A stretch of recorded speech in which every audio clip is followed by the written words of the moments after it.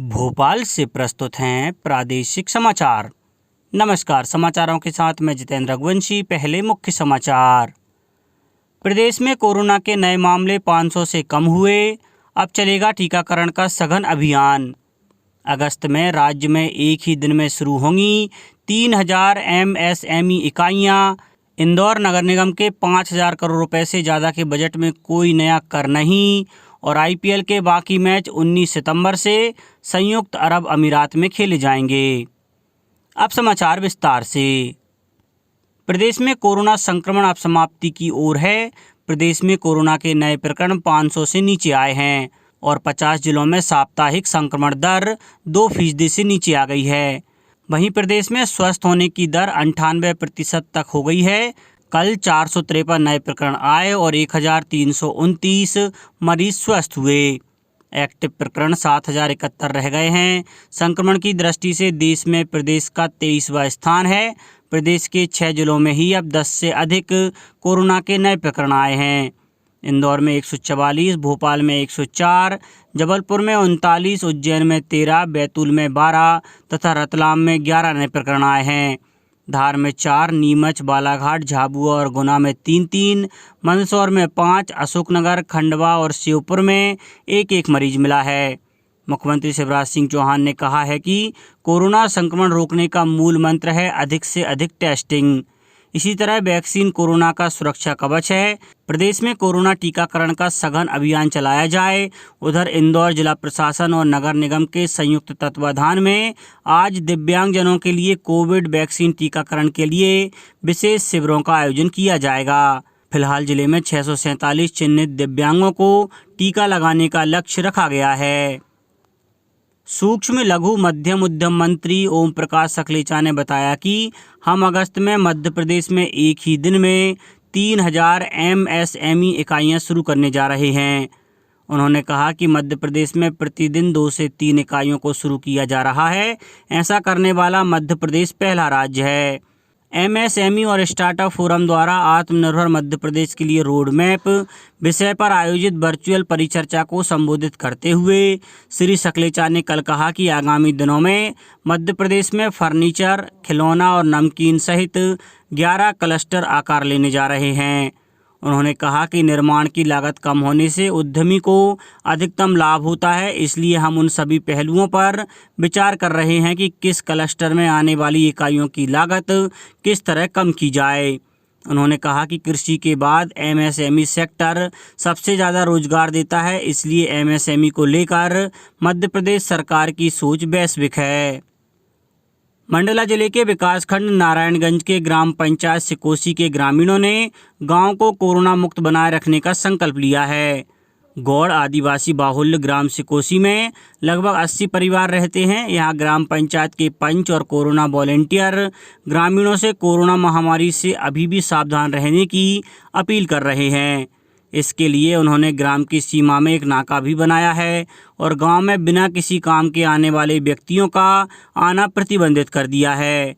ग्राम पंचायत सिकोसी के सरपंच मनमोहन गौठरिया ने बताया कि गांव के व्यक्ति भी अगर किसी कार्य से बाहर जाते हैं तो वापसी में उन्हें नाके पर साबुन से हाथ धोने पड़ते हैं। अच्छी बात यह है कि इस कार्य में समस्त ग्रामीण जन सहयोग कर रहे हैं।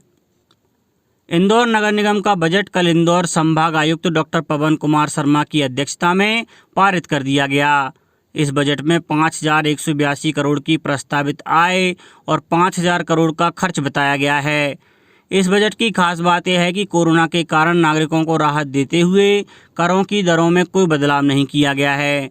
बजट में शहर की सफाई व्यवस्था के लिए आवश्यक उपकरण और अन्य संसाधन के लिए 104 करोड़ रुपए और हर घर नल योजना के लिए 550 करोड़ रुपए का प्रावधान किया गया है। बजट में शहर की हरियाली बढ़ाने और पर्यावरण संरक्षण के लिए कान्ह और सरस्वती के साथ साथ प्रमुख नालों पर पौधारोपण के लिए अलग से राशि स्वीकृत की गई है। वहीं प्रधानमंत्री आवास योजना के तहत 700 करोड़ रुपए की राशि से गरीबों के लिए 25,570 आवास निर्माण का लक्ष्य रखा गया है। प्रदेश में धान मिलिंग की क्षमता बढ़ाने के लिए मिलिंग की बड़ी इकाइयाँ स्थापित की जाएंगी। धान की लाभदायक प्रजातियां लगाने और धान में टूटन कम आए, इसके लिए किसानों को प्रशिक्षित भी किया जाएगा।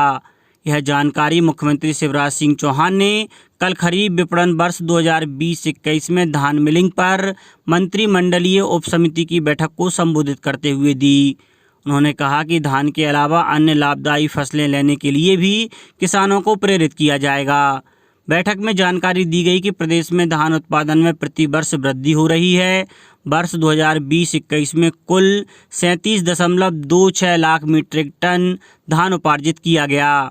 प्रदेश में कुल 804 मिलर्स हैं और राज्य में वर्तमान मिलिंग क्षमता 35,000 मीट्रिक टन प्रतिदिन है। मुख्यमंत्री ने निर्देश दिए कि प्रदेश में अधिक क्षमता की राइस मिलें स्थापित करने के लिए आवश्यक कार्यवाही की जाए। इंदौर में देश में पहली बार 1.5 एकड़ में एक ऐसा फिश एक्वेरियम बनाया जाएगा जहां शार्क से लेकर व्हेल, ऑक्टोपस, जापान की मछलियों के साथ साथ 100 से ज़्यादा प्रजातियों की 1,500 से 2,000 मछलियां रहेंगी।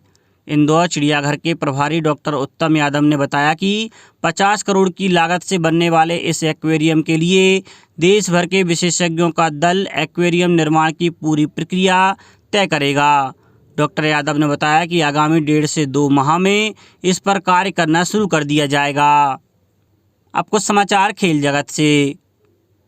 IPL क्रिकेट के बाकी बचे मैच संयुक्त अरब अमीरात में 19 सितंबर से 15 अक्टूबर के बीच खेले जाएंगे। इसमें 31 मैच खेले जाने हैं। कोरोना संक्रमण के मामले सामने आने के बाद 4 मई को टूर्नामेंट स्थगित कर दिया गया था। अब कुछ समाचार संक्षेप में। सरकार ने आम लोगों को टीकाकरण प्रमाण पत्र सोशल मीडिया पर पोस्ट नहीं करने की सलाह दी है। सरकार का कहना है कि प्रमाण पत्र में अंकित नाम, उम्र, ID कार्ड, आधार कार्ड की डिटेल समेत विभिन्न निजी जानकारियों का साइबर अपराधी लाभ उठा सकते हैं। इंदौर जिले में 32 अस्पतालों में ऑक्सीजन संयंत्र स्थापित करने का निर्णय लिया है। इन संयंत्रों के माध्यम से प्रतिदिन 51 मीट्रिक टन ऑक्सीजन का उत्पादन किया जा सकेगा। विदिशा जिले में अब तक 2,10,138 व्यक्तियों का कोविड वैक्सीनेशन किया जा चुका है।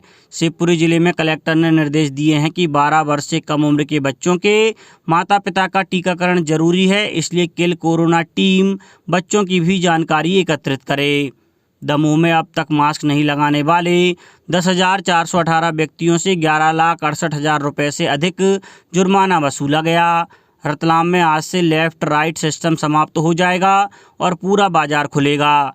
खरगोन में 2 नाबालिग चचेरी बहनों का अपहरण करने के आरोप में एक महिला सहित 5 आरोपियों को पुलिस ने हिरासत में ले लिया है। बालाघाट में मुख्य चिकित्सा और स्वास्थ्य अधिकारी ने बिरसा विकासखंड के विभिन्न स्वास्थ्य केंद्रों और प्रसव केंद्रों का निरीक्षण किया। आगर मालवा जिले में सभी दुकानों को आज से सुबह 6 बजे से शाम 6 बजे तक खोलने की अनुमति प्रदान की गई है।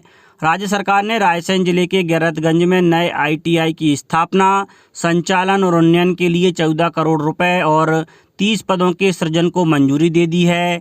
इंदौर में आबकारी विभाग ने अवैध शराब बेचने वालों पर कार्रवाई कर 32 लाख रुपए की शराब और वाहन जब्त किया। डिंडौरी में कोरोना वैक्सीनेशन में प्रगति लाने के लिए सामाजिक संस्थाओं का भी सहयोग लिया जा रहा है। यहाँ वैक्सीनेशन के लिए 31 सेंटर बनाए गए हैं। और धार जिले की श्री राजेंद्र सूरी साख सहकारिता राजगढ़ सहकारी संस्था धोखाधड़ी मामले में फरार आरोपी सुरेश तांतेड़ को गिरफ्तार कर लिया गया है। तांतेड़ पर 50,000 का इनाम था।